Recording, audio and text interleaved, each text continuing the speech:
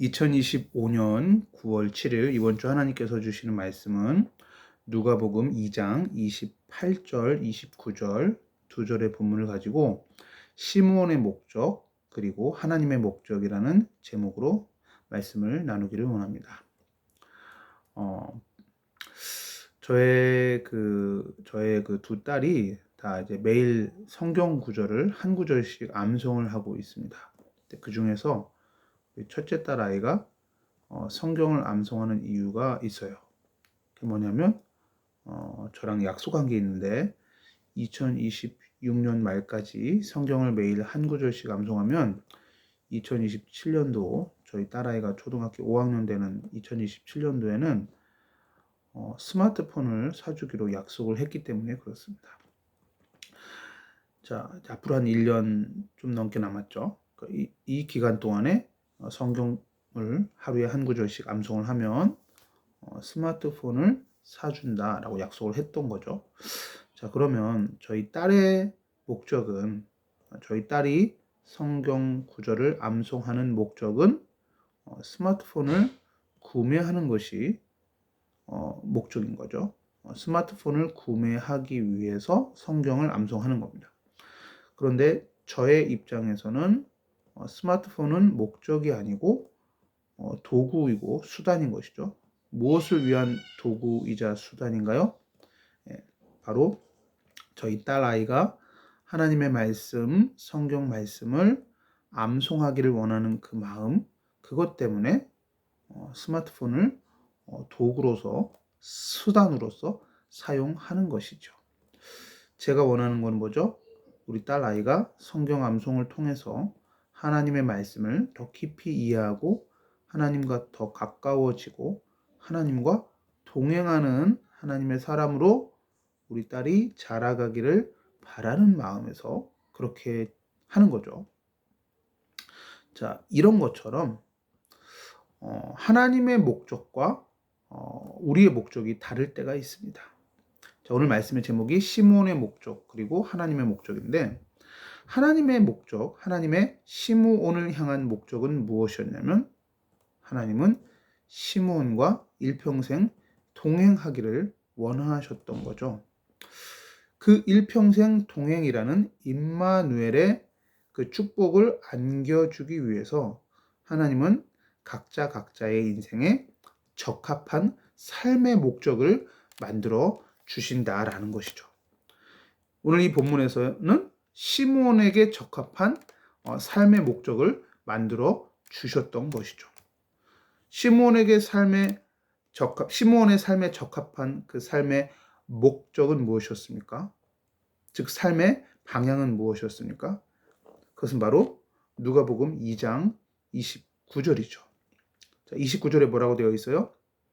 주제여 이제는 말씀하신 대로 종을 평안히 놓아주시는도다. 자, 그럼 여기에 기록된 말씀하신 대로는 어떠한 말씀을 말하는 겁니까? 바로 그 전에 기록되어 있는 2장 26절을 살펴보아야 되는데, 2장 26절에 그 말씀하신 내용이 나와 있습니다. 그가 주의 그리스도를 보기 전에는 죽지 아니하리라 하는 성령의 지시를 받았더니, 즉 시므온은요 그리스도 메시아를 만나기 전에는, 실제로 직접 대면하여 만나기 전에는 결코 죽지 않을 것이다 라는 그러한 약속의 말씀을 성령 하나님을 통해서 이미 받은 겁니다. 그러므로 그 말씀이 이루어지기 전까지는 죽을 수 없는 거죠. 그런데 이 29절에 뭐라고 말해요? 그 말씀하신 대로 이제는 종을 평안히 놓아주시는도다. 쉽게 말하면 뭐예요? 이제는 약속하신 말씀대로 내가 메시아이신 그리스도이신 예수님을 직접 눈으로 보고 내 품에 안았으니 이제는 죽어도 여한이 없다라는 겁니다. 이제는 죽어도 된다라는 겁니다. 이제는 내가 이 땅에 살면서 일평생을 살면서 해야 할 일, 해야 할 일, 사명을 다 감당했다라는 뜻인 거죠. 즉 시므온에게 있어서 일평생 꼭 반드시 이루어져야 하는 일은 뭐냐면 바로 그리스도를 보기 전에는 죽지 아니하는 것이었습니다. 그러므로 시몬의 인생은요, 무언가를 잘하고 못하고가 아니라 반드시 그리스도를 만나보는 것, 그것을 위해서 살아갈 수밖에 없는 것이죠. 그리고 그 목적을 위해서 날마다 기도할 수밖에 없는 것이죠. 하나님, 오늘입니까? 아니면 한 달 후입니까? 1년 후입니까? 언제입니까? 도대체 언제 그 그리스도가 오시는 겁니까? 나는 언제 그 약속하신 말씀대로 그리스도를 만날 수 있습니까? 라고 일평생 기도했겠지요. 시몬은 평생 그 기도를 할 수밖에 없는 삶이었던 것입니다. 자, 그러면 하나님 입장에서는 뭐예요? 시몬으로 하여금 이러한 삶의 방향을 제시해 두고는 시몬이 기도할 때마다 하나님은 시몬과 동행, 임마누엘, 함께함의 축복을 누리기를 원했던 그 목적이 있었던 것이죠. 즉, 시몬의 목적은 그리스도를 만나는 것이었지만 하나님의 목적은 그 그리스도를 만날 때까지 시몬을 이 땅에서 살게 하시면서 시몬과 날마다 동행하기를, 교제하기를 원했던 것이죠. 아마 시몬은 이렇게 기도하지 않았을까요? 하나님, 약속하신 말씀대로 내 삶이 끝나기 전에 인류의 구세주이신 창세기 3장 15절에 여자의 후손으로 오시기로 약속하신, 그리고 이사야서 7장 14절에 처녀의 몸에서 잉타여 오시기로 약속하신 그 메시아 그리스도를 내 이 두 눈에 흙이 들어가기 전에 꼭 만나게 하옵소서. 이렇게 아마 매일매일 기도했을 것 같아요. 자, 이렇게 매일매일 하나님과 교제하며 기도하며 동행했던 시므온이었기 때문에, 그렇게 기도했던 시므온이었기에 무엇이 가능했냐? 누가복음 2장 27절이 가능했던 것입니다. 누가복음 2장 27절 뭐라고 기록되어 있습니까? 이렇게 기록되어 있죠. 성령의 감동으로 성전에 들어갔다. 이렇게 나오죠. 성령의 감동으로. 그러니까 이렇게 계속 기도하고 있으니까 성령님의 감동을 쉽게 간파할 수 있었던 것입니다. 자, 오늘 말씀 이게 핵심입니다. 하나님은 시몬에게 주의 그리스도를 보기 전에는 죽지 아니하리라는 말씀을 시몬 인생의 삶의 방향 내지는 소명 목적으로 주시고, 그 삶의 목적의 말씀을 붙들고 시몬이 매일매일 기도함으로써 여호와 하나님과 교제하도록 하는 것, 이것이 하나님이 시몬을 향한 진짜 목적이었던 것이죠. 마치 뭐와 같냐면 바울도 이런 게 있어요.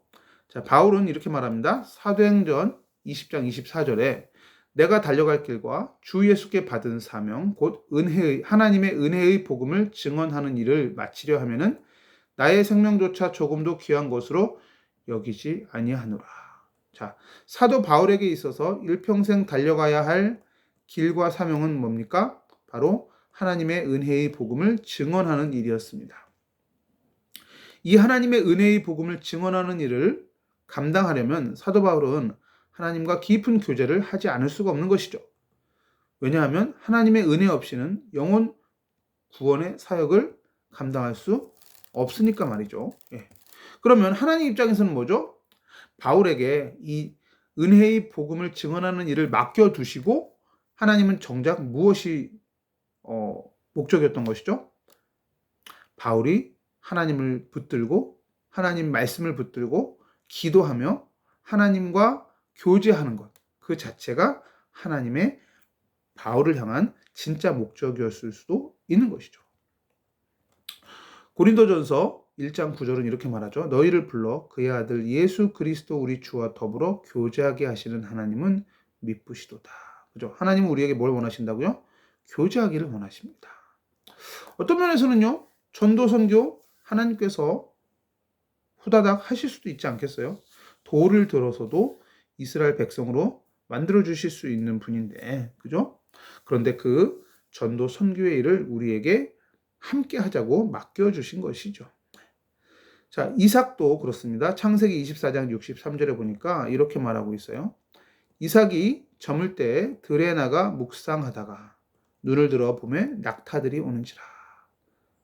이삭이 뭐 하고 있었다고요? 묵상하고 있었습니다.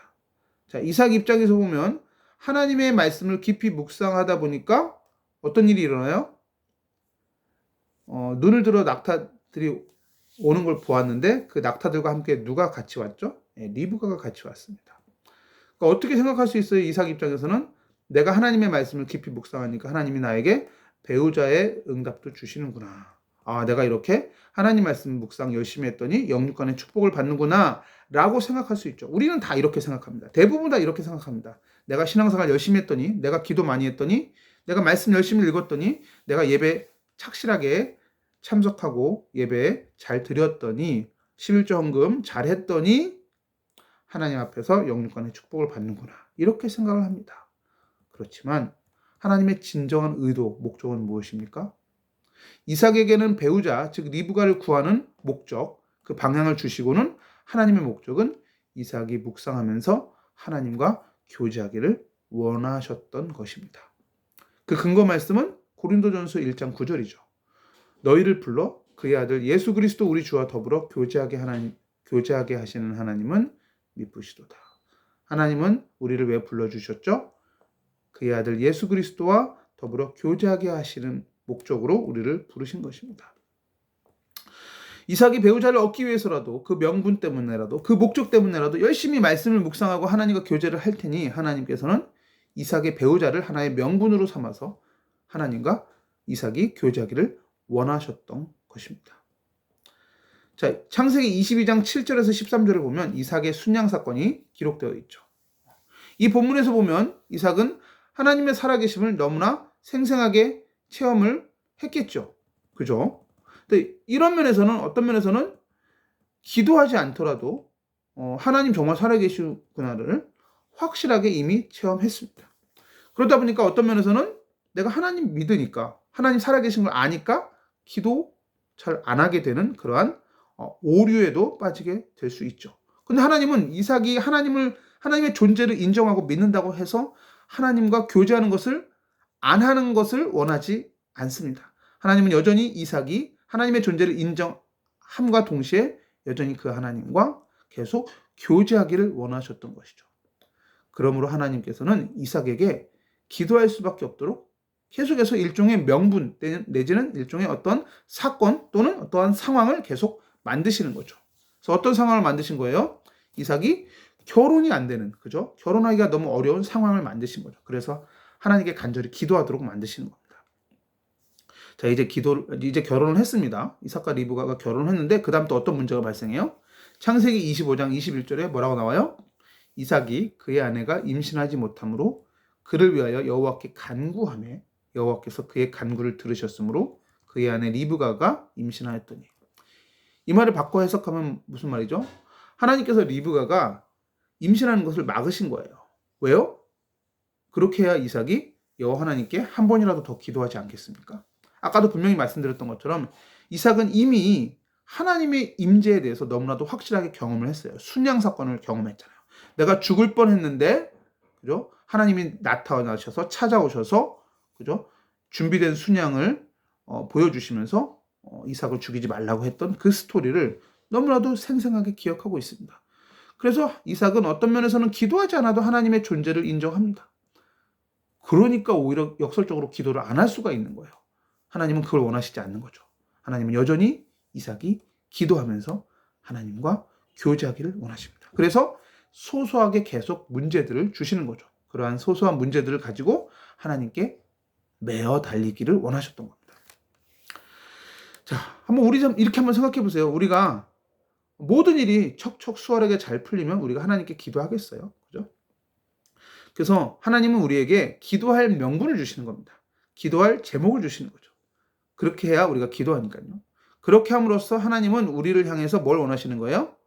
본질적인 목적인 하나님 당신과의 교제를 원하시는 겁니다.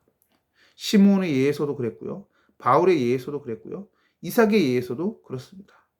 예를 하나만 더 들어볼게요. 요셉의 예에서도 그렇습니다. 요셉이 창세기 39장 2절에 이렇게 말하고 있어요. 성경은 여호와께서 요셉과 함께 하심으로 그가 형통한 자가 되어 그의 주인 애굽 사람의 집에 있으니. 자, 여호와께서 요셉과 함께 하시기 때문에 요셉은 형통한 자라고 성경은 말하고 있어요. 그런데 여전히 요셉은 어디에 있죠? 그의 주인 애굽 사람의 집에 있습니다. 이게 무슨 말이에요? 자, 여호와께서 요셉과 함께 하시는 그 자체를 하나님은 원하신다라는 거예요. 즉 하나님께서는 요셉과 함께 하시기를 원하셨고, 그래서 요셉은 형통한 자가 되었는데 또 하나님의 특별한 계획이 있어서 여전히 애굽 사람의 집에 있는 것이죠. 그래서 중요한 건 뭐예요? 우리가 애굽 사람의 집에 있고 없고가 아니라 여호와 하나님과 형통하는 겁니다. 여호와 하나님과 동행하는 겁니다. 그러므로 여러분의 인생에서 일이 때때로 여러분들의 계획한 대로 안 될지라도 여전히 기도하시기 바랍니다. 여전히 주님과 동행하시기 바랍니다. 여전히 하나님의 말씀을 붙드시고 암송하시고 묵상하시고 하나님께 예배로 나아가시기 바랍니다. 그것을 하나님께서 기뻐하십니다. 자, 야곱의 예를 한번 들어볼게요. 야곱은 하나님 이외의 것에 집착하고 있는 그러한 모습을 보이고 있죠. 누구에게 집착했죠? 야곱이 처음에는 라헬에게 집착을 했습니다. 근데 라헬이 죽고 나서는 라헬이 낳은 자녀 요셉에게 집착했습니다. 요셉이 죽었다고 생각한 후에는 베냐민에게 집착했죠. 그러다가 결국 마지막에 가서 하나님만을 바라보게 됩니다. 하나님은요, 우리가 예수 그리스도 한 분만으로 만족할 때까지 우리의 인생에서 다양한 문제와 사건을 통해서 집요하게 이 한 방향으로 우리의 삶을 몰고 가시면서 우리가 하나님과 동행하기를 원하고 계십니다. 마태복음 26장 40절은 이렇게 말합니다. 제자들에게 오사 그 자는 것을 보시고 베드로에게 말씀하시되 너희가 나와 함께 한 시간도 이렇게 깨어 있을 수 없더냐. 그죠? 하나님과 교제할 때 한 시간도 이렇게 깨어 있을 수 없더냐. 하나님은 우리가 그렇게 충분한 시간을 들여서 하나님과 동행하기를 원하십니다. 여러분, 하나님께 기도하고 하나님의 말씀 붙들고 또 묵상하고 하는 그 시간들을 여러분 삶에 어떠한 필요한 영육간의 축복을 받아내기 위한 수단으로 삼지 마시고요. 그 예배 시간 자체, 그 기도 시간 자체, 그 말씀 묵상하는 그 시간 자체, 즉 하나님과 동행하는 그 자체를 우리 인생의 최종 목적으로 생각하시고 오늘 하루도 매 순간순간 하나님과의 동행을 누리게 되시기를 예수님의 이름으로 축원드립니다. 기도하겠습니다. 하나님, 오늘 본문에 시므온은 약속하신 말씀이 이루어져서 이제 내가 평안하게 눈을 감고 천국에 가기를 소망했지만 하나님의 목적은 이러한 시므온에게 사명을 하나 주심으로써 일평생 시므온이 하나님께 기도하기를 원하셨는 줄 믿습니다. 하나님께서는 우리 개개인의 삶에 적절한 문제와 적절한 사건과 적절한 환경을 허락하심으로 말미암아 그러한 사건과 환경과 문제를 가지고 여호와 하나님 앞에 나아가며 그걸 가지고 기도하며 예배하며 또 찬양하며 하나님과 교제하며 동행하기를 원하시는 줄 믿습니다. 우리를 불러 그의 아들 예수 그리스도와 더불어 교제하게 하시는 하나님은 미쁘시도다. 약속하여 주신 고린도전서 1장 9절의 말씀처럼 우리가 우리의 주어진 삶의 현장에서 늘 여호와 하나님을 바라보고 여호와 하나님과 동행하며 그분께 기도하며 그분의 말씀을 묵상하며 또 말씀을 마음에 새기며 그렇게 하나님과 동행하는 것을 인생의 수단이 아닌 인생의 목적으로 삼게 하여 주옵소서. 우리를 죄와 죽음과 지옥과 사탄의 권세에서 구원하여 주시고 또 우리에게 영원한 생명을 주신 우리의 구주 되시는 예수님의 이름으로 기도하옵나이다. 아멘.